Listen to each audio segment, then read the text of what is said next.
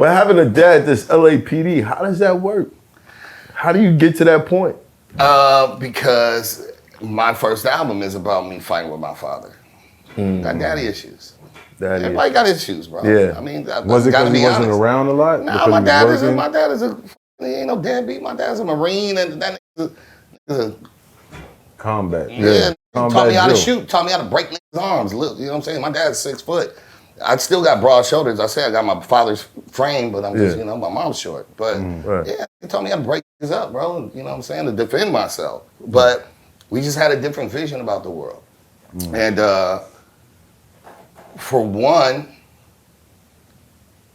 he came from the 60s, like probably a lot of our, like that era of get a good job and, don't fuck up.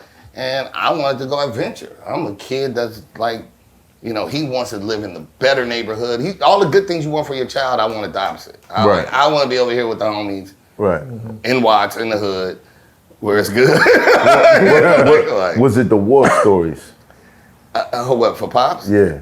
It wasn't for him, man. He just had a rigid idea about how he wanted structured. Yes, sir, all that shit, and I was not a yes, sir dude.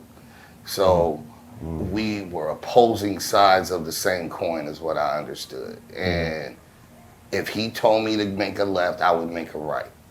So his quote is, "You're an obstinate."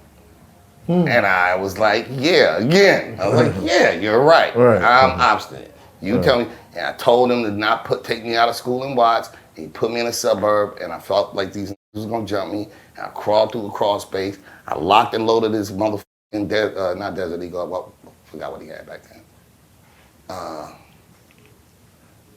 Whatever, it don't matter what it was. It was a revolver. Anyway. I can't remember what it was. It was something. Whatever, that motherfucker was big. 357. Maybe a Magnum. It might have been 357. But anyway, and then I put it back. I knew the safe code. I put that motherfucker back, waited.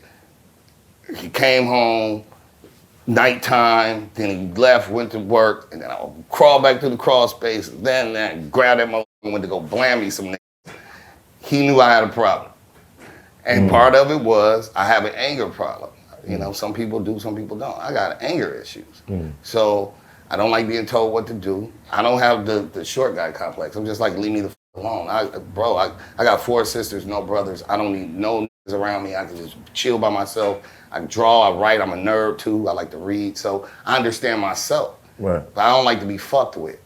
And so when my father was trying to force me to have his vision of the world, I had my own vision of the world, and they didn't coincide. And at the end of the day, what he also, I quote him a lot. I love this nigga. He ain't dead. Me and my pops is like this. I love this guy. He said, yeah, hard head make for a soft ass. Yeah. There's a saying we say in prison, you gonna mind somebody. After that last term, I'm like, I get it. I'm sorry. I'm sorry. You was right, You was right this whole time. You was right, Daddy. I'm sorry, Daddy. So I learned, but you gotta go through that journey yourself. For me, I had to go through it. You know what's funny? A lot of the books that I've read on, just finding your purpose and living your life. A couple of them, one of the key things was that you had to live your life like your parents weren't alive. Because they put unrealistic expectations on you. Right. You know what I mean? Yeah. And sometimes I catch myself doing that to my kids, like, why you not like me? You know what I mean? Same here, bro. And I have to pull back. Right, you gotta pull back. Like, no, but you like you. And that's probably gonna lead to your greatness. Right. So I can't, you know what I mean? But what's funny is how, like, later on in life, you actually start using the things that your parents taught you. Yeah. You start implementing it for yourself and your children. Bro, I called my father. I got off an airplane. I was popping. My bad chick pulled up in my car. That was, maybe a Lexus. You know what I'm saying? And I had money in my pocket and went to the gas station. I was pumping gas in the car, and the chick was probably sitting in the car. And I called my dad.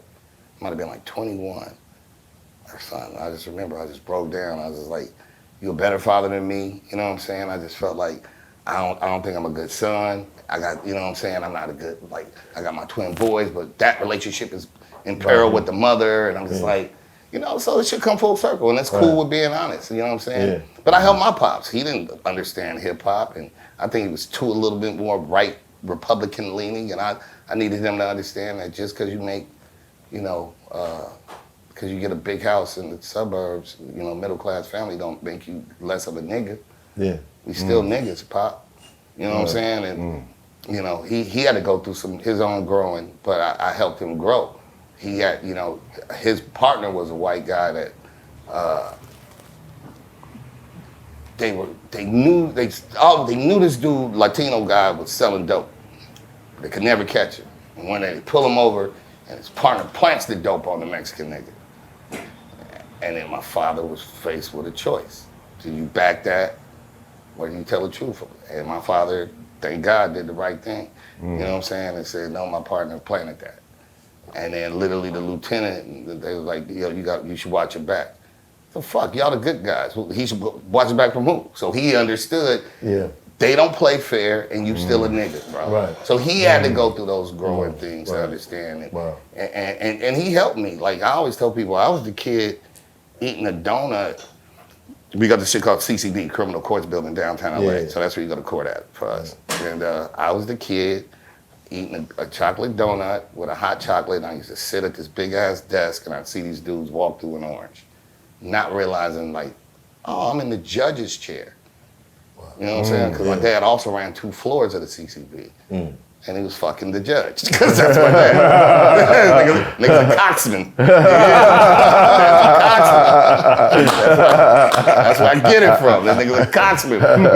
So, you know what I'm saying? So, you know, for him, he saw order, law and order a certain way. And I understood that thing. Little did I know that eventually I'd be in that orange suit coming out. And then many times he got me through, man. I watched the judge wash a nigga, like, for whatever I had done, same shit. I'm going to court. He came with me, he sat down with me, then I remember he was like, yo, I gotta go. You know what I'm saying? Like, I gotta get up out of here. I'm like, all right, whatever, you know what I'm saying? Same, one nigga, you need to be remanded right now, da-da-da-da-da, 5 years, you gone. I'm like, oh shit, I did the same shit as this nigga. Oh, damn. I'm like, oh, damn, water, bro. And I remember she said, Mr. Austin, you seem like you have a good heart. I can tell. And I just remember thinking, he fucked her.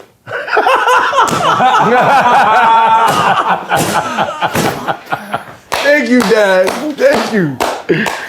Good old Dad. Dad Diggler for me. Diggler bird. I was like, yo, thank you, Pop.